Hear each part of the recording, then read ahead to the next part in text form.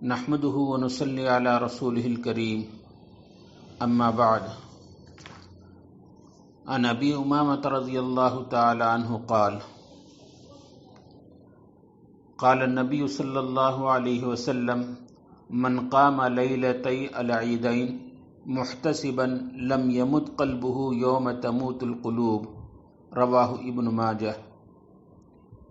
وعن انس رضي الله تعالى عنه قال قدم النبي صلى الله عليه وسلم المدينة ولهم يومان يلعبون فيهما فقال النبي صلى الله عليه وسلم ما هذان اليومان قالوا كنا نلعب فيهما في الجاهلية فقال رسول الله صلى الله عليه وسلم قد أبدلكم الله بهما خيرا منها يوم الأضحى ويوم الفطر رواہ ابو داود. میرے محترم بزرگوں، عزیز دوستوں اور بھائیوں، رمضان کا یہ مبارک مہینہ ختم ہونے کے قریب ہے.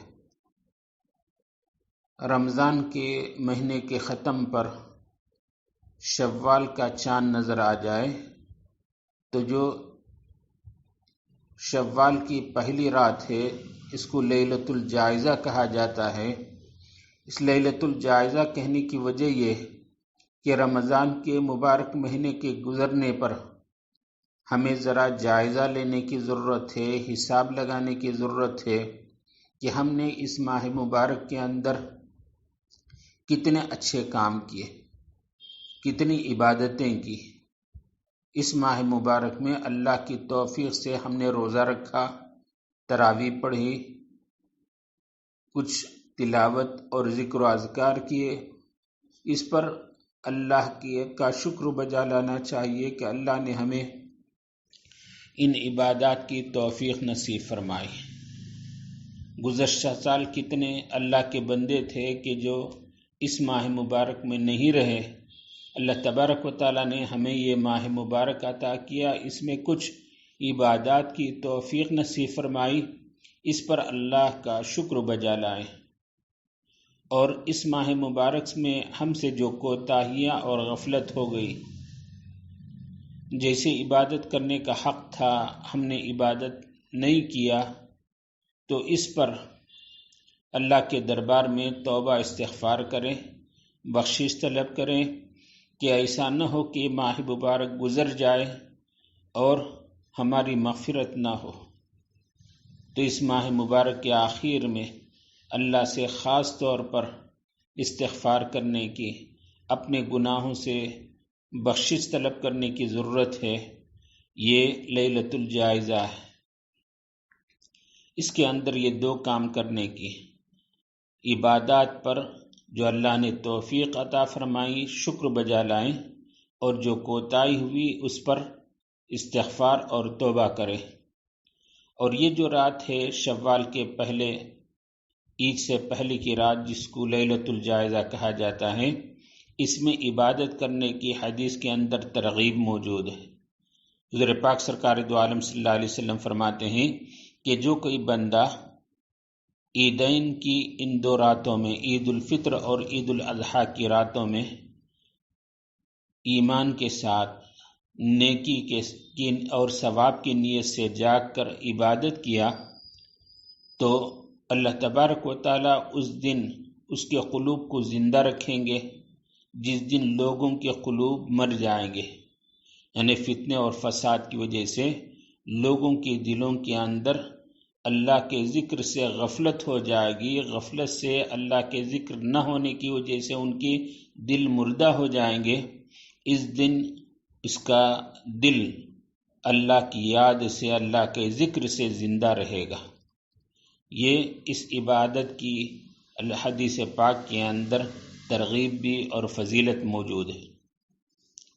دوسری بات، عید کے دن کی کچھ سنتیں اور مستحبات ہیں. عید کے دن جلدی بیدار ہونا اور غسل کرنا، مسواک کرنا، اپنے موجود کپڑوں میں سے اچھا کپڑا پہننا. یہ کوئی ضروری نہیں کہ بالکل نیا سلا ہوا کپڑا ہی پہنے. اگر نیا سلا ہوا کپڑا میسر ہو تو وہ پہنے، اگر نہیں ہے تو اپنے کپڑوں میں سے جو موجود ہے اچھا اور عمدہ کپڑا پہننا، خوشبو لگانا، اور عیدگاہ جانے سے پہلے کچھ چھوارے یا میٹھی چیز، عید الفطر کے جانے سے پہلے کچھ میٹھی چیز کھا کر جانا، اگر ممکن ہو تو عیدگاہ پیدل جانا، اگر عیدگاہ قریب ہو تو پیدل جائے، بلا عذر کے سواری پر نہ جائے۔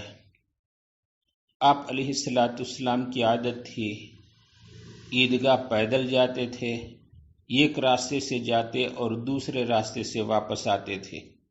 حضرت شاہ ولی اللہ صاحب محدث دہلوی رحمۃ اللہ علیہ نے اس کی ایک حکمت بتائی کہ اس کی وجہ سے مسلمانوں کی ایک شان و شوکت ظاہر ہو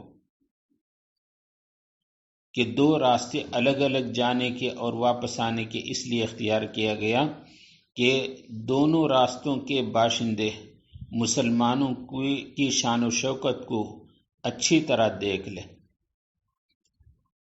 پھر آگے عید کی نماز کا وقت۔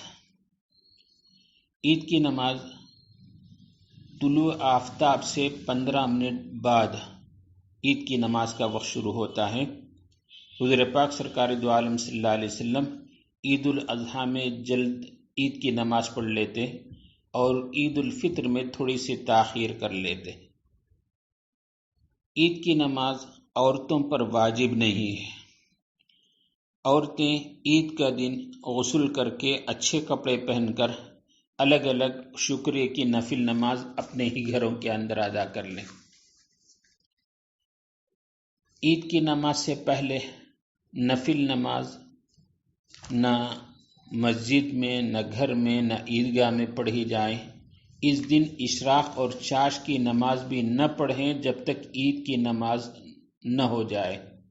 ہاں البتہ تلاوت، ذکر اور تسبیحات اس کی اجازت ہے، یہ کوئی ممنوع نہیں، جتنا ہو سکے عید کی نماز سے پہلے تلاوت اور ذکر کر سکتے ہیں۔ ایسے ہی عید کی نماز کے بعد عیدگاہ میں نفل نماز نہ پڑھیں، گھر میں آ کر نفل نماز پڑھی جا سکتی ہے۔ عید کی نماز سے پہلے اذان اور اقامت مشروع نہیں ہے۔ ایک مسئلہ یہ بھی، عید کی نماز کے بعد 5 وقتہ نمازوں کی طرح نماز کے بعد دعا کی جائے، خطبے کے بعد دعا کرنا ثابت نہیں ہے۔ ایک اور مسئلہ، عید کی نماز کے بعد مصافحہ معانقہ مسنون نہیں، یہ عید کا جز نہیں ہے۔ ہاں البتہ کوئی سفر سے آیا ہے، ایک مدت کے بعد ملاقات ہو رہی ہو تو مصافحہ کرنے میں کوئی حرج نہیں ہے۔ عید کی نماز شہر سے باہر عیدگاہ میں جا کر پڑھنا یہ مسنون ہے۔ بغیر کسی عذر کے عید کی نماز کو عیدگاہ چھوڑ کر مسجدوں میں پڑھنا یہ مکروہ ہے۔ عید کی نماز ایک سے زائد جگہوں کے اندر پڑھی جا سکتی ہے۔ عید کی نماز کے لیے امام کے علاوہ کم از کم 3 افراد ہوں۔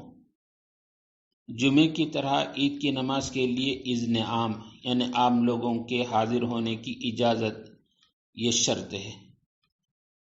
لہذا اگر کوئی گھر کے اندر گھر کے ہی 4-5 افراد مل کر گھر کا دروازہ بند کر کے اندر پڑھ لیں تو اسے عید کی نماز صحیح نہیں ہوگی، اذن عام کے شرط کے نہ ہونے کی وجہ سے۔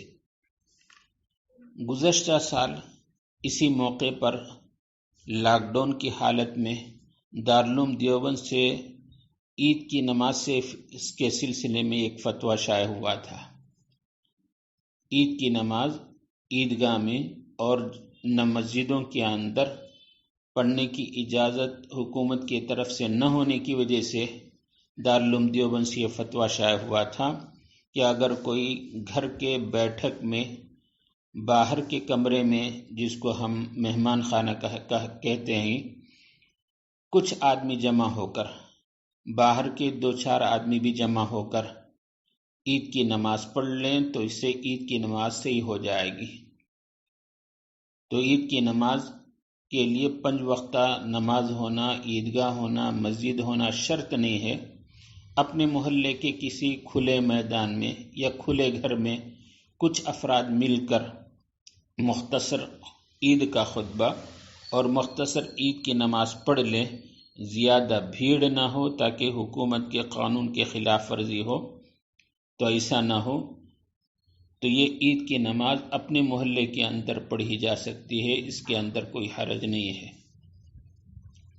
اب آخر میں عید کی نماز کا طریقہ، پہلے دل میں یہ نیت کر لیں کہ میں عید کی 2 رکعت واجب نماز 6 زائد تکبیروں کے ساتھ امام کے پیچھے ادا کرتا ہوں، یہ دل میں نیت کر لیں، ارادہ کر لیں۔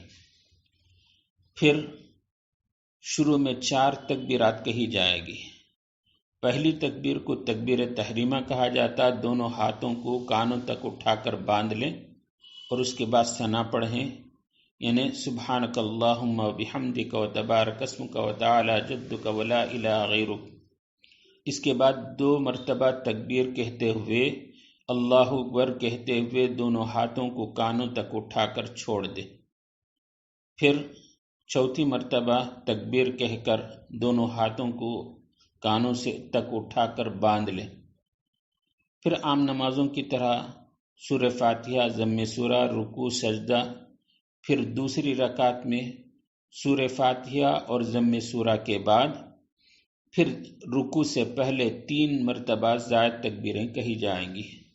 تینوں مرتبہ اللہ اکبر کہہ کر دونوں ہاتھوں کو کانوں تک اٹھا کر چھوڑ دیں اور چوتھی تکبیر میں اللہ اکبر کہتے ہوئے رکوع کو چلے جائیں۔ تو عام نمازوں میں اور عید کی نماز میں 2 طریقے کا فرق ہے۔ پہلا فرق یہ کہ پہلی تکبیر میں تکبیر تحریمہ اللہ اکبر کہہ کر ہاتھ باندھ لیں گے اور پھر 3 تکبیرات زوائد کہی جائے گی، 2 مرتبہ ہاتھوں کو کانوں تک اٹھا کر چھوڑ دیں گے اور اس کے بعد تیسری زائد تکبیر میں دونوں ہاتھوں کو کانوں تک اٹھا کر اللہ اکبر کہتے ہوئے باندھ لیں گے۔ ایک فرق تو یہ۔ دوسرا فرق، دوسری رکعت میں قرات اور ضم سورہ کے بعد رکوع سے پہلے 3 مرتبہ ایسے ہی زائد تکبیریں کہی جائیں گی اور تینوں مرتبہ ہاتھوں کو اللہ اکبر کہتے ہوئے کانوں تک اٹھا کر چھوڑ دیں گے۔ چوتھی تکبیر میں اللہ اکبر کہتے ہوئے رکوع کو چلے جائیں گے۔ یہ نماز کا مختصر سا یہ طریقہ اور ترکیب رہی۔ اللہ تبارک و تعالی ہمیں اور آپ کو عید کی خوشیاں مبارک کرے اور ہماری زندگی کے اندر بار بار یہ رمضان کا مبارک مہینہ آئے اور اس کا ہم حق ادا کریں اور عید کی خوشیوں کی طرح ہماری دنیا اور آخرت کی زندگی خوشیوں سے اللہ تعالیٰ مزین کرے۔ اللہ تعالیٰ ہمیں اپنے احکام پر چلنے کی توفیق ارزانی سے نوازیں۔ آمین۔ وآخر دعوانا الحمدللہ رب العالمین۔